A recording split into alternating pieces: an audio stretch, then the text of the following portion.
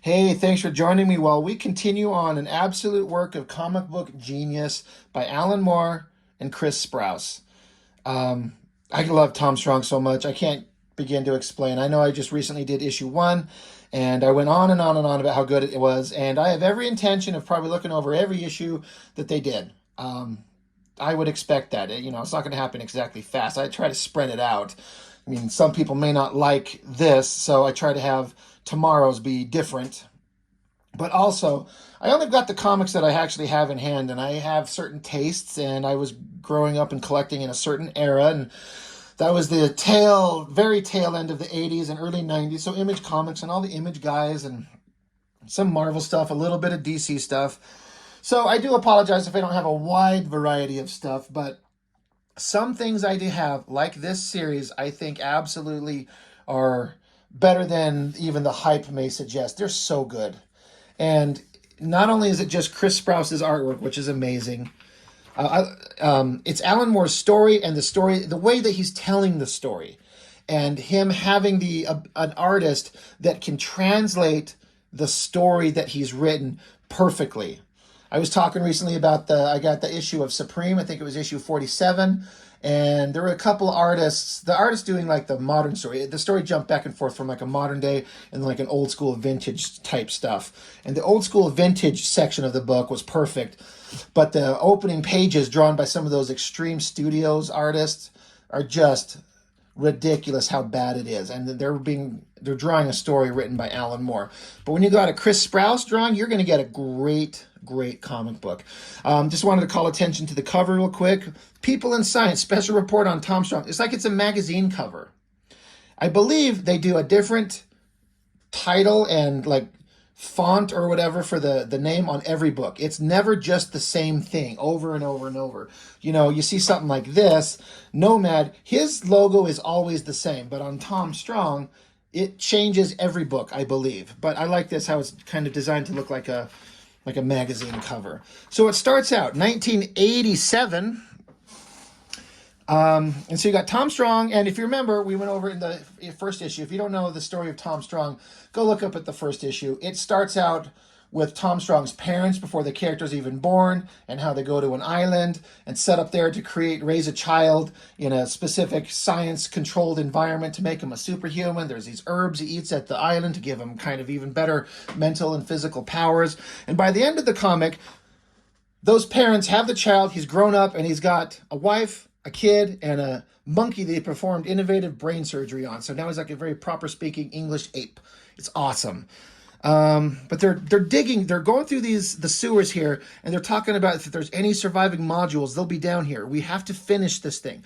So they're talking about they're chasing something down. This is 1987, so presumably this is not modern day in the book. This is in the past. And if you notice, this is like a regular scene, but then these pages, they've got these like lines through it, like a old school video camera. Like I don't know what the terms for it is, but like the lines as if you're watching like a security camera type thing. And they're always from different angles, up high, down low. They're using a flamethrower to torch these things. They're these little module things they're chasing down. And when they're destroying one, you're seeing a vantage point from somewhere else. So you get the idea just through the visuals that whatever these things are, there's a lot of them, and they're everywhere. They're not particularly scared of them, but they have to eliminate them. Why? Well, we'll get into it. They're saying as long as there's one of these devices still functioning, Millennium City is in danger. And his daughter's saying, Dad, I'm scared. They're like horrible little rats. Tom says, that's all right. I can see it. Look out. He's scuttling. And again, this ape, Solomon, he's like, I say it borders on the starboard bow saw. And so he fries them. And then you see as they keep knocking these little things out, there's a little shot. You can kind of make one out sort of in the light there. And I love how they intentionally obscure it. Like you can't see it. I think it's neat how you have this shot where she's using her flashlight to look up at it, and then it's like the reverse shot from the vantage point of whatever it is with her flashlight shining at it. And as they keep taking him out, the screens go blank. Like they're taking them out one by one. And then, the daughter's saying, Dad, they're thrashing. It's like they're in pain. Are you sure they're not properly alive? And he says, not like you or alive, you or I are alive. They're single cells, like a mechanical plankton. But again, the panels are going blank, so they're taking out these mechanical whatevers. And then, Solomon's like, look lively, Master Tom. There's another one of the little beggars down here. He's like, get out of the way. Let me get a beat on. He's like, leave it to me, Saw. Don't waste your ammunition on the bounder. One stroke from my trusty 9-iron, and the little blighter will be, and then, poof, like they took them all out. And then, cut to one of the lights from whatever these mechanical things are, it turns on. And you got these two guys, and they're in mid-conversation. He's like, little light came on. I guess we follow these assembly instructions. Okay, it's actually working. Cool. I wonder what it does. So it's like a couple of nerd twins with like a sexy-ass girl on the background on the calendar. And what a great piece of storytelling. The calendar shows the year, 1999. So page 1 says 1987, and then right here, this little bit of visual storytelling tells you it's years later. I think that is so goddamn brilliant. It is so genius. Cut 2 says June 99. Here we got an airplane in the sky, tumbling out of, like falling out of the sky, the engine's having problem, and Tom Strong and team are on the scene taking care of it. And they're like not even worried about it. It's like a very Fantastic Four thing. I was talking about this. They're a family of heroes, and they're having fun adventures, saving lives, even doing these very dangerous things. You've got, this is the daughter in the jet. The mother is here, if you can see her. She's probably got some like gravity or magnetic boots on, and she's spraying like foam on the engine to put out the fire. And you got Solomon, and he's still got his freaking golf club in his hand, of course. But they're like, they're saying, hey, we got this under control. The plane's, it's not going to go up. They'll be able to land. So the daughter's like, okay, well, if you're sure, they got like a distress call from Newman, the robot that they've got.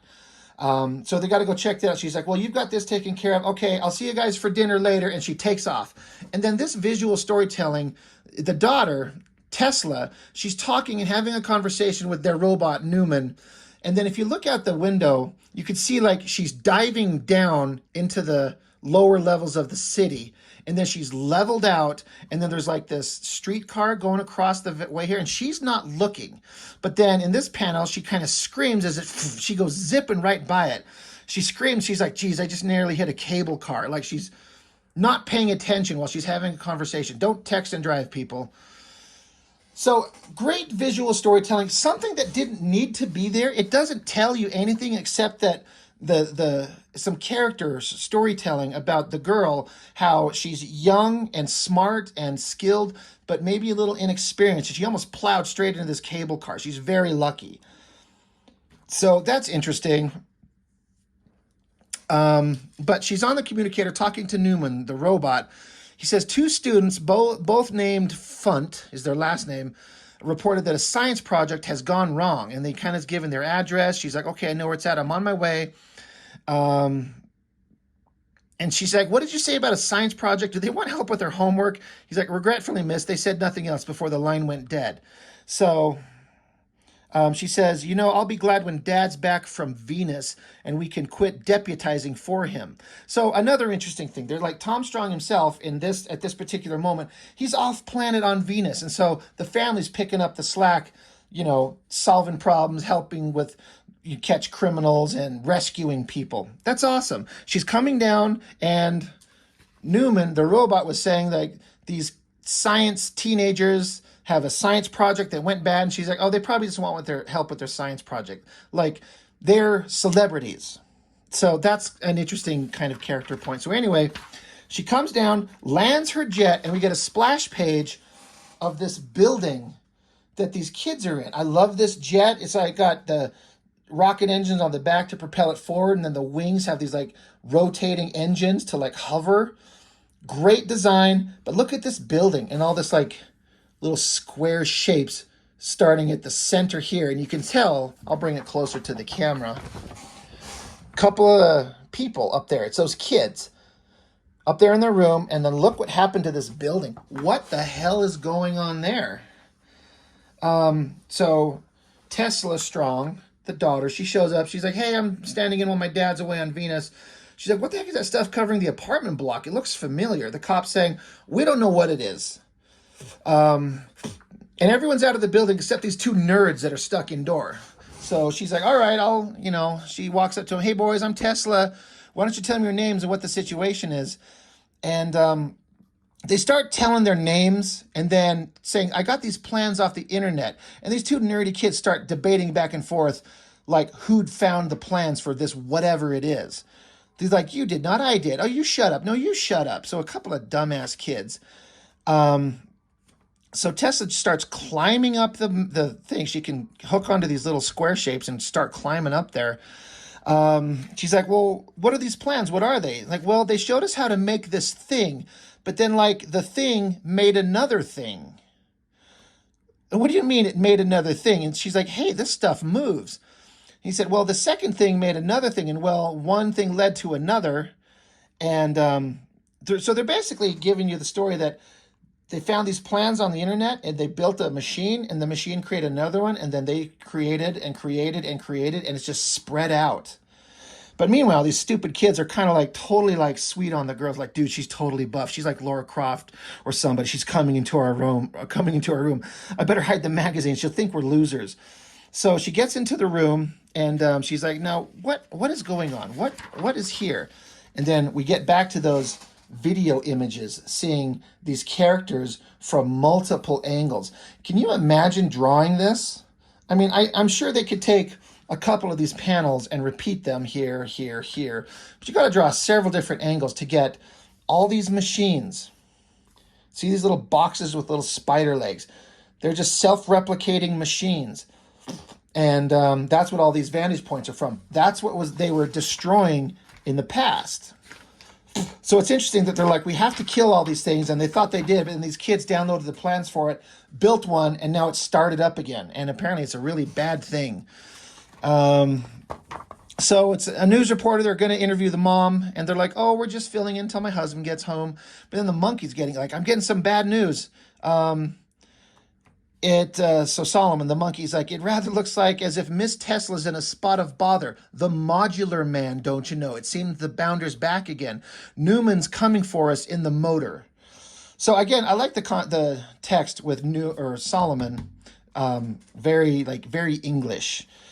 But they talk about the modular man. So that's what these things are. So it sounds like a villain that they've experienced before. And again, this is no one we've ever seen, but if you're familiar with the tropes of comics, you get the idea. So the news reporter's like, this is incredible. We just heard that the modular man is back. And then I mentioned this in the previous book, that the monkey and the robot, they're always fighting. They do not get along. And I think it's hilarious. He's like, Newman, you belligerent brass bumpkin, over here. So the mom's like, not now, Newman, what's happening? Is it really the modular man? He's like, I'm afraid so, madam.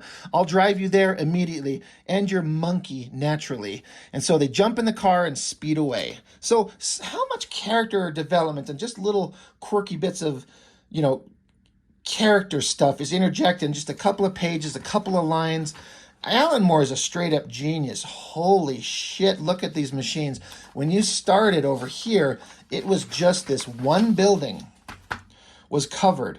But, the daughter's here. She radios into her team. So we're talking 20, 30 minutes later, and these things have spread out to every other building. You could see some of these buildings are completely covered. You could see how some of them are in the process of being covered. So these self-replicating machines, they just keep going. They're very dangerous. So look how many buildings he covers. They're saying he's growing exponentially. So the monkey's saying, drive us closer, you rusty rogue, or I'll take a bally spanner to you. And the robot says, madam, might I remind you that I am not obliged to tolerate abuse from domestic pets. That's funny. Even in the midst of this, the robot and the monkey are still fighting. They see Tesla is crawling out of the window with the two nerd kids. They're trying to get down. The guys are still kind of fascinated by the super sexy tough girl. And but then you see the car, these multiple panels, as the car is driving closer to us, but the modular man, these little machines, crawl onto the car and start attacking it. the monkey, he's saying, I say, don't mean to be a fuss man, but that wall is getting a touch rowdy. They're tucking into the old jalopy, the rotters. They're converting it into more of them. Back, you brutes, back, you brutes, back, I say. And so the car starts swerving uncontrollably. And they're like, Newman, what are you doing? And he's saying, regrettably, madam, they are devouring my feet. I can no longer control the car. So they crash. And then Newman, the robot, he's saying, I would be grateful if you would prevent them from reaching my brain. He's like, it's all right, old chap. It's all right. I'm unscrewing your legs as fast as I can. So they're like, these machines are just devouring anything metal, plastic, whatever, and then instantly converting it into more of them. And the mother, she's saying, this is terrible. As he grows in size, he grows in intellect. Soon he'll be able to... And then giant skyscraper, it forms a face. It says sensory awareness on, memory on, higher ego functions on. Greetings, Millennium City. I am the modular man. All that is shall be me. And like this reminds me of like the last Matrix movie when Neo went to the robot city and that big giant evil robotic face was looking at them with that booming voice and that you could just hear that here. And what an epic drawing. Can you imagine one of those Extreme Studios artists trying to draw this? Like, there's no need for me to kind of shit on those guys, but come on. You know, you guys had Alan Moore, and you put some of the worst artists you could find because it's all you had. Like, they couldn't even do a basic 2-point perspective cityscape like this. But you got Chris Sprouse, and it's incredible. And the ominous nature of this giant guy. And they're saying he's doubling in size every 48 minutes. By midnight, he'll cover half the city. We might evacuate the city. He's like, what about my daughter? She's still out there. And she's still there pulling up the nerd kids. And they're like, yeah, that was loud. We didn't like that. This huge, loud, booming voice. And the characters are saying it's so loud, it scared them. So this would make such a great movie, an animated series or something. It could be so goddamn good. And they're like, well, there's thousands of these things. And so the daughter is saying, well, there's only really one. That's Modular Man. He used to be a scientist called Temple Baldry. In the early 80s, discovering he was terminally ill, he hit upon a bizarre immortality scheme. He broke his mind down into units of information, then designed a basic self-replicating module. Each module would build and program the next, and when the network grew big enough, Baldry's intelligence and personality would emerge. Me and my folks thought we destroyed him 12 years ago. Obviously, we hadn't. They said, and yes, that was him producing that voice a few moments ago. He can do lots of things. But then suddenly there's a bright flash of light from the sky. It's nighttime now. And this is another great bit of storytelling where they've involved the colorist. And I'm sure Alan Moore must have directed this because it's daytime. But then as time has gone on, the sky is getting more faded. The sun is going down. You can tell the sun is going down in the background. So beautiful. In this big giant shot, darker sky up at top, sun setting in the distance. And then at this point, it's showing you visually the passage of time. It doesn't need to have a bunch of text boxes telling you shit that you can just see by reading the book, by using your eyes and your brain meat. And if it works, you just know what's going on. But all that to build up to a moment where a bright flashing light in the sky, they're like, is that Modular Man doing that? No. That is a giant flying saucer, and I think that is so fucking awesome. It's very, like, Close Encounters of the Third Kind or E.T. or something like that. Just this giant ship, lights glowing, and then at some part, right here at the top, you can see there's like a lip, there's an edge, and some railing. Close up, there's a guy, a little bit closer. He's raising his hand and waving. And the daughter, Tessa, she's like, Dad, there is Tom Strong. They said he was on Venus. He's back, and he's got a giant flying saucer. Why? How? Where? It doesn't matter. He has one, and it's fucking awesome. This is like Fantastic Four Reed Richards shit. I love it. So Tom Strong is there, and he's like, hello, whoever's receiving, this is Tom Strong. I was able to use the slingshot effect of my Venus orbit to get me home faster than expected. Looks like Modular Man's back. Can someone fill me in? His daughter kind of gets on there and clues him into what's going on, that awesome face of the Modular Man. And then here you see Tom Strong pulling out this like grapple gun. He's gearing it up. So like, what are you going to do, Dad? He's like, well, I got to get inside him. Blowing him to bits from the outside like last time won't work here. So he's like, so I'm going to get inside. She said, how will you get in? You can't risk bringing the hyper saucer any closer. He's like, don't worry, I got my grapple gun. And the daughter's like, that's the same grapple gun you've been using since the 50s. What if it jams? He said, it won't. Now, if you get clear of that rooftop, leave the rest of me. He steps up onto the railing and jumps. Beautiful, not quite splash page, but almost. Just diving down. You got the ominous giant face of the modular man, his mouth opening, and Tom Strong tucks and rolls and disappears into it. You see a sound effect, poof. And that's him using his grapple gun to shoot up, to stop his fall. I love this long panel. I love the way his body's kind of like flung out, like the tension. He stopped himself from falling. And you hear the modular man speak. Ah, I know you. It's Tom Strong, isn't it? Are you going to try and kill me again, Tom? It won't work, you know. So Tom's getting down there, and he's having a conversation with him as he's fighting some of these little creatures. He's punching them here, grabbing them there. He's saying, really, Temple? Why is that? And he says, because I keep coming back, don't I? Tom says, yeah, and I keep destroying you, Temple. This is what, the third time? Sooner or later, you'll get bored. And so he says, no, Tom, sooner or later, you'll die. Even with your Galoka root, you're only a body. Bodies perish in the end. I love this drawing of Tom kind of creeping up on the inside. And there's his giant robotic brain. Well, what a bunch of great visuals. This is an artist and a writer that knows how to utilize the page turn and the big giant imagery. None of the guys at any of the other studios, with very few exceptions, could visually tell a story like this. But even if they can, none of those guys had an artist, or rather a writer, that was telling you a compelling story. Like, it's relatively simple and straightforward, right? Superhero team, solving crimes, helping people.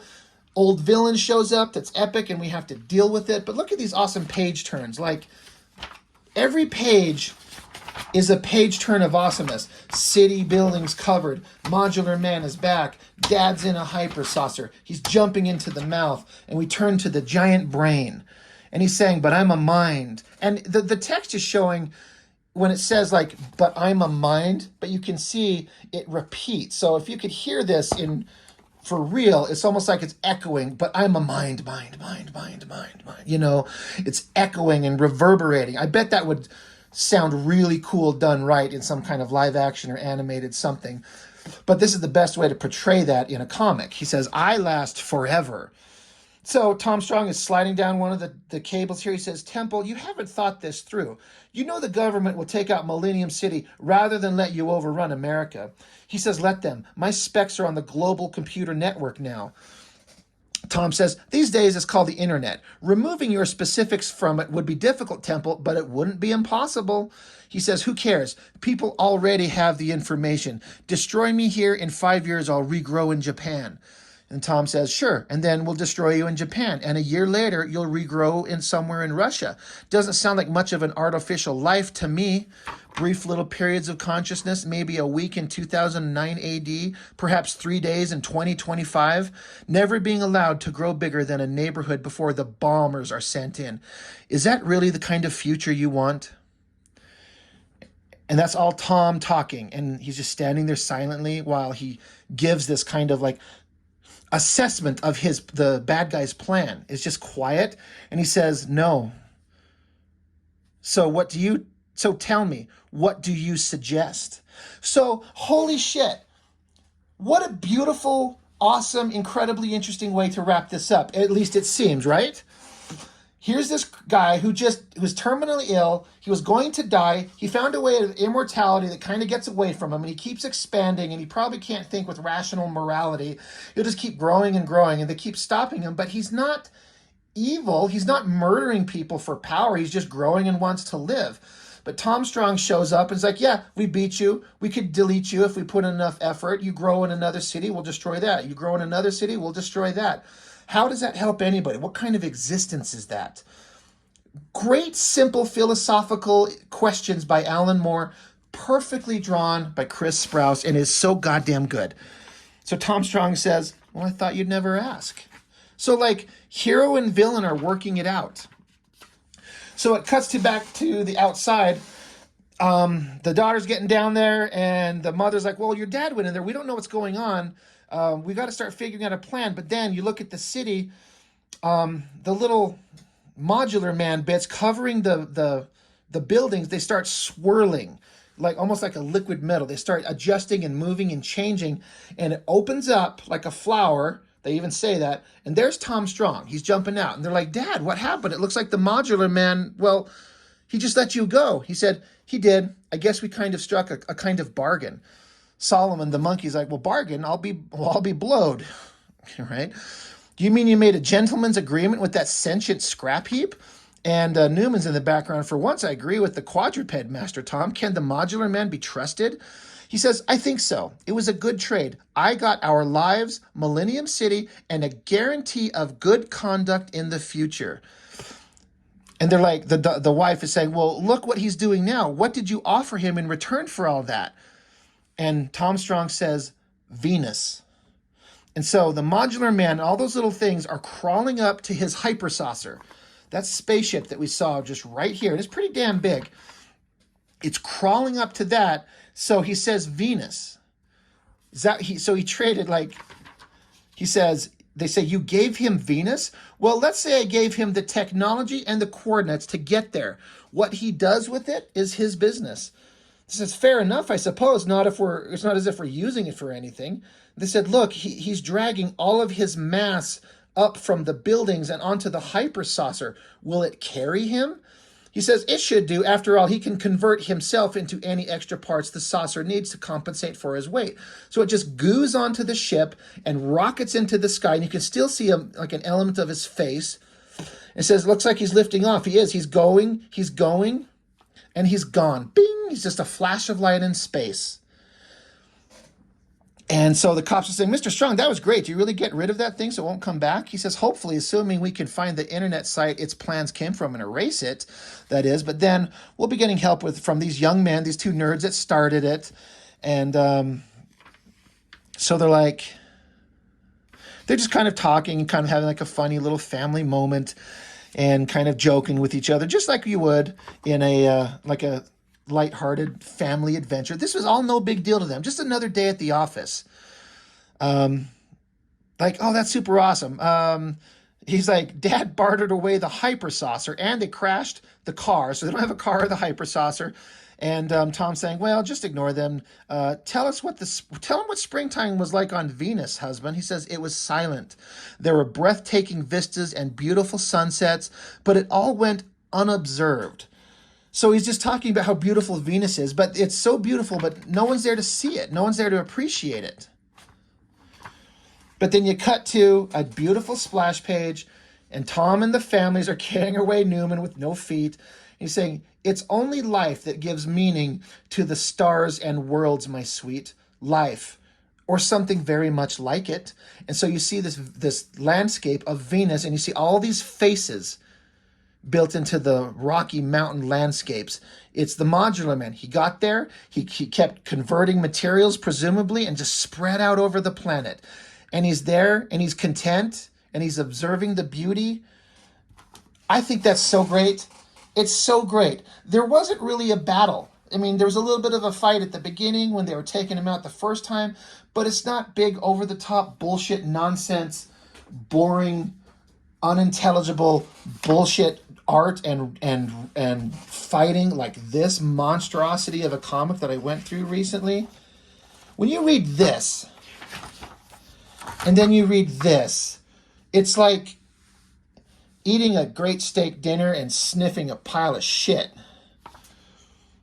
This Tom Strong stuff, I've said this before, I believe, on the first review of Tom Strong #1, where I just had a feeling that Alan Moore, these are easy for him to write.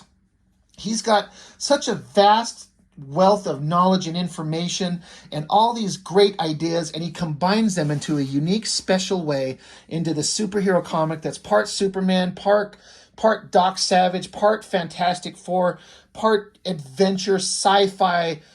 It's beautiful. It's wonderful. It's so well written. There's not one wasted word. There's no text boxes going on and on and on and on telling you shit you don't need to know.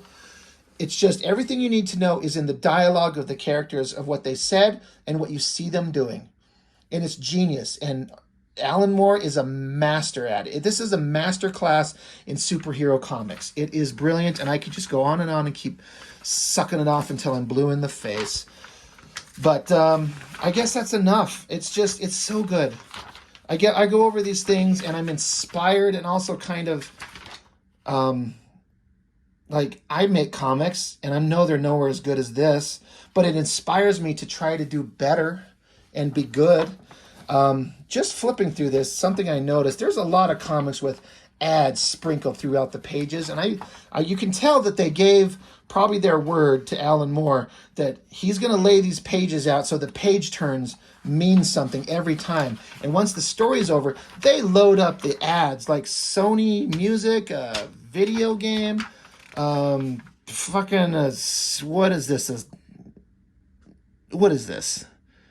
I'm trying to figure out what this is an ad for. I just know this guy's going to get his ball kicked in his nuts. I don't even know what that is. Spawn, DC Comics, Superman, video game. Like, all the ads are in the back of the book, in the back cover. So you don't get interrupted with the flow of Alan Moore's story with the beautiful artwork of Chris Sprouse. Sorry, I want to look up and make sure I mention the entire creative team. Chris Sprouse, penciler. Al Gordon, inker. This looks so good. Todd Klein, letterer. Tad Elrich, colorist. Everything is perfect. Everything is absolutely perfect.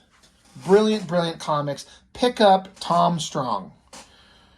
Richard, my friend, if you're out there, I know you watch some of these. On occasion, you've picked up a series based on my recommendations. I think you, my friend, would love Tom Strong. You should pick them up. Anyway, that is all I've got for right now. Thank you for joining me. I appreciate it so much, and I will see you on the next one.